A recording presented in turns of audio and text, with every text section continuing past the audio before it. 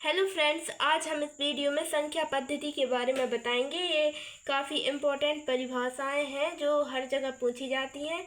ये संख्याएं, पहली है प्राकृत संख्या, नेचुरल नंबर्स। जिन संख्याओं का प्रयोग वस्तुओं की गिनती करने में किया जाता है उन्हें प्राकृत संख्या कहते हैं। जैसे कि ये पेन है तो हम जैसे गिनेंगे कि ये एक पेन है या दो पेन है, तो गिनती करने में किया जा रहा है नंबरों का उपयोग, तो उन्हें प्राकृत संख्या कहते हैं। जिन संख्याओं का प्रयोग वस्तुओं की गिनती करने में किया जाता है उन्हें प्राकृत संख्या कहते हैं। उदाहरण के लिए 1, 2, 3, 4 ऐसे इत्यादि।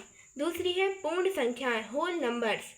यदि प्राकृत संख्याओं में शून्य को शामिल कर लिया जाए तो उसे पूर्ण संख्या कहते हैं। उदाहरण के लिए जैसे प्राकृत संख्या होती है 1, 2, 3 ऐसे आगे अनंत तक, और अगर इसमें हम 0 को शामिल कर लें तो फिर ये पूर्ण संख्याएं कहलाएंगी, होल नंबर्स। फिर है पूर्णांक संख्याएं, इंटेजर नंबर। पूर्ण संख्याओं और उनके ऋणात्मक मिलकर पूर्णांक संख्याएं कहलाती हैं। जैसे पूर्ण संख्याएं हैं 0 से लेकर अनंत तक, अगर इसमें हम ये माइनस वाली संख्या और ऐड कर लें तो ये पूर्णांक संख्याएं कहलाती हैं।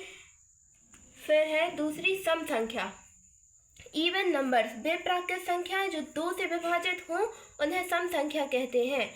जैसे 2 से विभाजित हो जाए, जो जैसे 2, 4, 6, 8, 2 मतलब जो 2 से 2 का जिसमें भाग चला जाए उन्हें हम सम संख्या कहते हैं।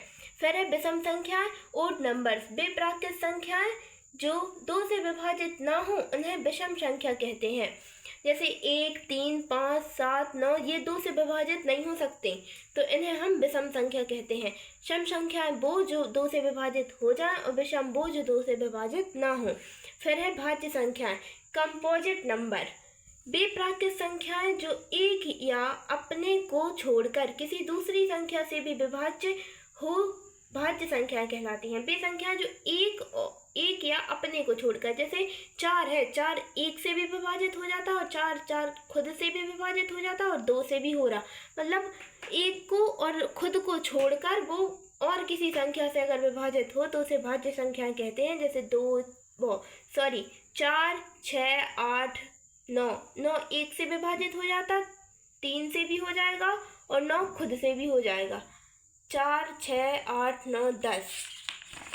फिर है अभाज्य संख्याएं, प्राइम नंबर्स। ऐसी संख्याएं जो स्वयं और एक के अलावा किसी और संख्या से विभाज्य ना हो भाज्य संख्याएं कहलाती हैं।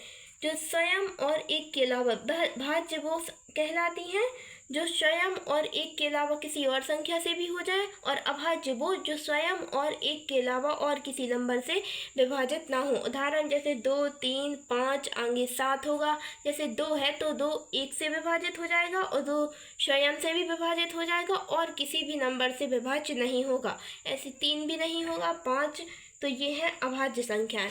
तो ये थी संख्याएं, नंबर्स जो बहुत ही इम्पोर्टेंट है, और ये प्राकृत संख्या तो बहुत ही ज़्यादा इम्पोर्टेंट है।